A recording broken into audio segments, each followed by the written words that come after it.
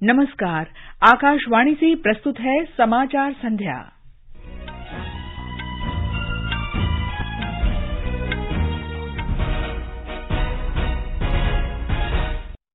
Shanghai सहयोग संगठन के विदेश मंत्रियों ने आपसी हित के क्षेत्रीय और वैश्विक मुद्दों के समाधान के बारे में बहुपक्षीय सहयोग पर चर्चा की। प्रधानमंत्री नरेंद्र मोदी ने कर्नाटक विधानसभा चुनाव में भारतीय जनता पार्टी के विशाल प्रचार अभियान का शुभारंभ किया। बेल्लारी और तुमकुरू में जनसभाओं को संबोधित किया। जम्मू कश्मीर के राजौरी में आतंकवादियों के साथ मुठभेड़ में सेना के 5 जवानों का बलिदान। राष्ट्रवादी कांग्रेस पार्टी अध्यक्ष शरद पवार ने पार्टी कार्यकर्ताओं के अनुरोध पर त्यागपत्र वापस लिया।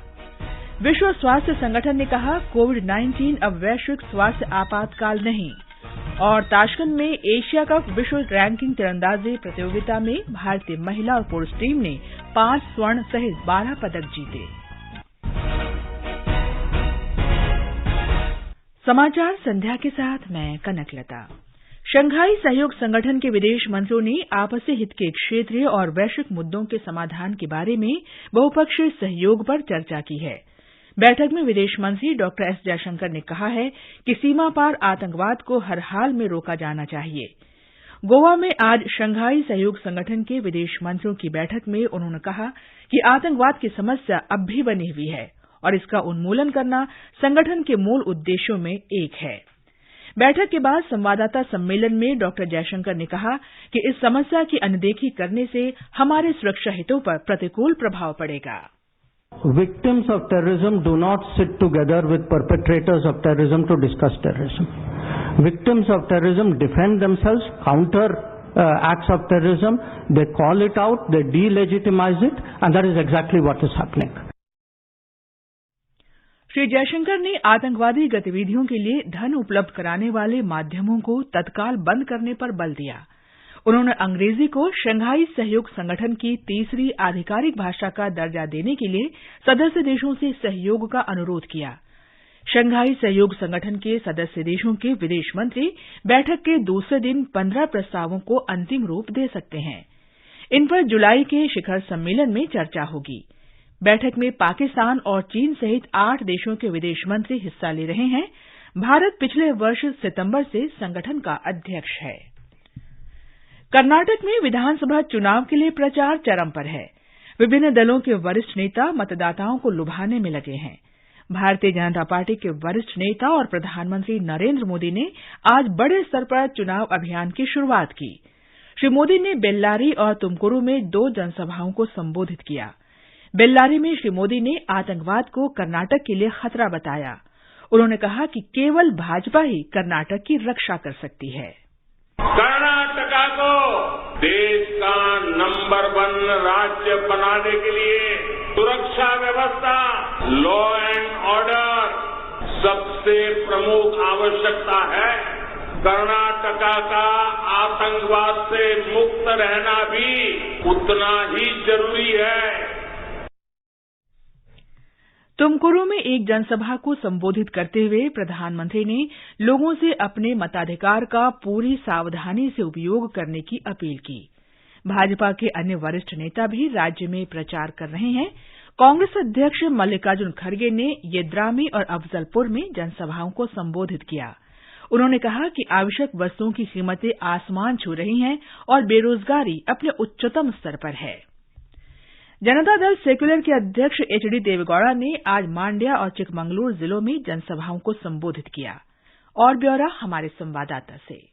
भाजपा के वरिष्ठ नेता और प्रधानमंत्री नरेंद्र मोदी बेंगलुरु में कल सुबह रोड शो करेंगे और प्रदेश में 2 रैलियों को संबोधित करेंगे। नीट परीक्षा के अभ्यर्थियों को कोई असुविधा न हो, इसलिए पार्टी ने बेंगलुरु में प्रधानमंत्री के रोड शो के रूट प्लान में बदलाव किया है। भारतीय जनता पार्टी ने आश्वस्त किया है कि प्रधानमंत्री का रोड शो दिन में 11 बजे तक समाप्त हो जाएगा, जबकि नीट परीक्षा दोपहर 2 बजे से शुरू होगी। वहीं कांग्रेस की वरिष्ठ नेता सोनिया गांधी कल हुबली में जनसभा को संबोधित करेंगी। कांग्रेस नेता राहुल गांधी और पार्टी के राष्ट्रीय अध्यक्ष मल्लिकार्जुन खड़गे भी कल पार्टी के लिए प्रचार करेंगे। सुधिंद्रा के साथ आकाशवाणी समाचार के लिए बेंगलुरु से मैं आदित्य शुक्ला।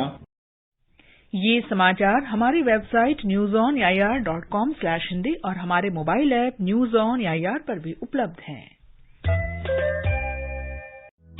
सबके लिए सामाजिक सुरक्षा, अटल पेंशन योजना, मोदी जी का संकल्प। योजना उन नौजवानों के लिए है ताकि आप जब 60 साल के होंगे आपको कभी किसी के सहारे की जरूरत न पड़े, आप अपना बुढ़ापा भी गौरव के साथ बिता सको।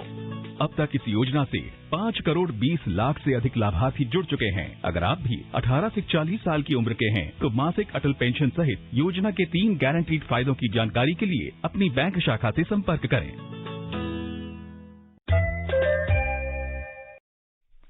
समाचार संध्या में आपका फिर स्वागत है। केंद्र शासित प्रदेश जम्मू कश्मीर में राजौरी जिले के कांडी वन क्षेत्र में आज सुरक्षा बलों और आतंकवादियों के बीच हुई मुठभेड़ में 5 जवानों ने प्राण न्यौछावर कर दिए। आज सवेरे शुरू हुई मुठभेड़ अब भी जारी है। रक्षा प्रवक्ता ने बताया है कि आतंकवादियों ने विस्फोटक उपकरण से हमला किया था, जिसमें 2 जवानों की घटनास्थल पर ही मृत्यु हो गई, जबकि एक अधिकारी सहित 4 कर्मी घायल हुए थे। घायल जवानों को उधमपुर के अस्पताल ले जाया गया, जहां 3 जवानों के इलाज के दौरान मौत हो गई। मुठभेड़ स्थल पर अतिरिक्त दलों को भेजा गया है। आतंकवादियों के हताहत होने की भी संभावना है। माना जा रहा है कि इन आतंकवादियों का उसी गुट से संबंध है जिन्होंने 20 अप्रैल को सेना के ट्रक पर हमला किया था। इस हमले में 5 जवानों की मृत्यु हुई थी और 1 घायल हुआ था। मणिपुर पुलिस ने भीड़ की हिंसा के दौरान सुरक्षाकर्मियों से हथियार छीनने वाले लोगों को चेतावनी दी है। पुलिस ने कहा है कि संबंधित अधिकारी को हथियार वापस करने पर कोई कार्रवाई नहीं की जाएगी। पुलिस के अपर महानिदेशक एल कैलून ने आज इम्फाल में कहा कि पुलिस चौकी से हथियार और गोला बारूद लूटने की खबरें मिली हैं। श्री कैलून ने कहा कि लोग हथियार को किसी भी स्थान पर रखकर इसकी सूचना पुलिस को दे सकते हैं। उन्होंने लोगों से अफवाहों से बचने का भी अनुरोध किया।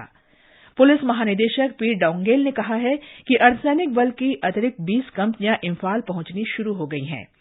इस बीच ऑपरेशन कमांडर अपर पुलिस महानिदेशक आशुतोष सिन्हा ने सभी से शांति बनाए रखने और भीड़ के हिंसा से बचने की अपील की।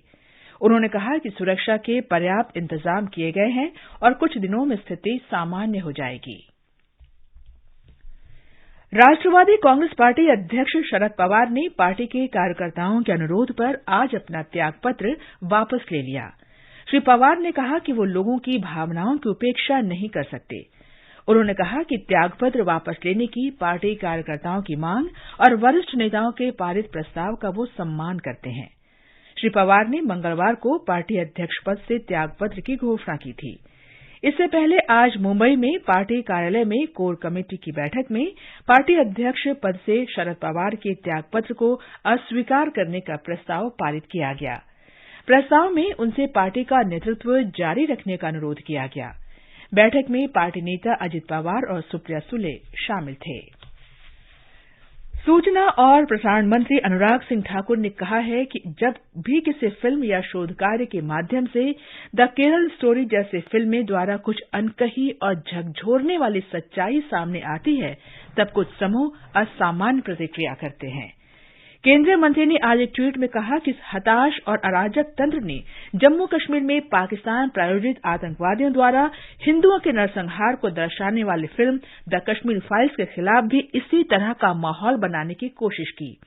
उन्होंने कहा कि ऐसे समूहों की अभिव्यक्ति की स्वतंत्रता बहुत ही चयनात्मक होती है।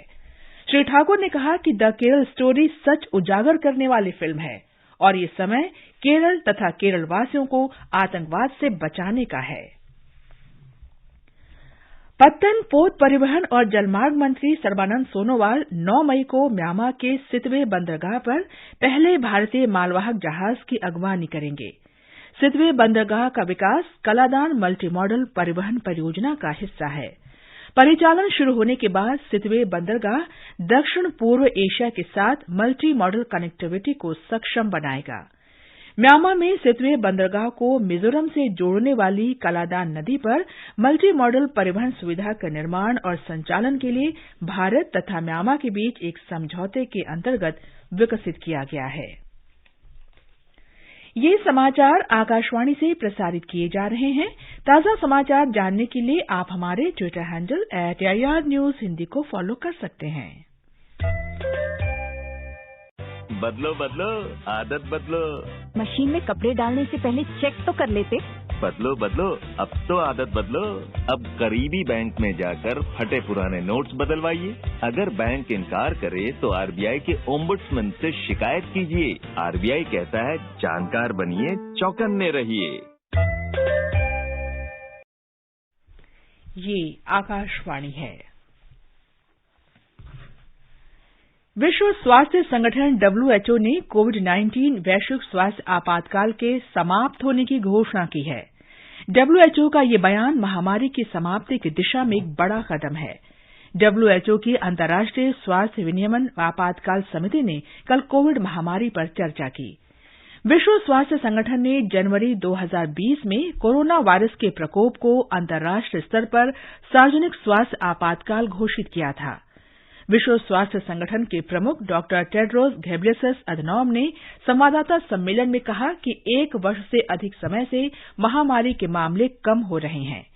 कोरोना वायरस से मृत्यु दर जनवरी 2021 में प्रति सप्ताह 1 लाख से अधिक थी, जो इस वर्ष गिरकर 24 अप्रैल को मात्र 3,500 के आसपास आ गई। केंद्रीय युवा कार्यक्रम और खेल मंत्री अनुराग सिंह ठाकुर तथा उत्तर प्रदेश के मुख्यमंत्री योगी आदित्यनाथ ने आज लखनऊ में खेलो इंडिया विश्वविद्यालय खेल 2022 के प्रतीक चिन्ह जर्सी, शुभंकर, टॉर्च और संगीत का शुभारंभ किया। ये खेल 23 मई से 3 जून तक आयोजित होंगे। श्री ठाकुर ने कहा कि भारत को खेल की महाशक्ति बनाने की प्रधानमंत्री की परिकल्पना पूरी होगी। आयोजन भी भव्य होगा और हमारे यहाँ के दर्शक जो आएंगे वो भी खिलाड़ियों का मनोबल बढ़ाने में कोई कमी नहीं छोड़ेंगे।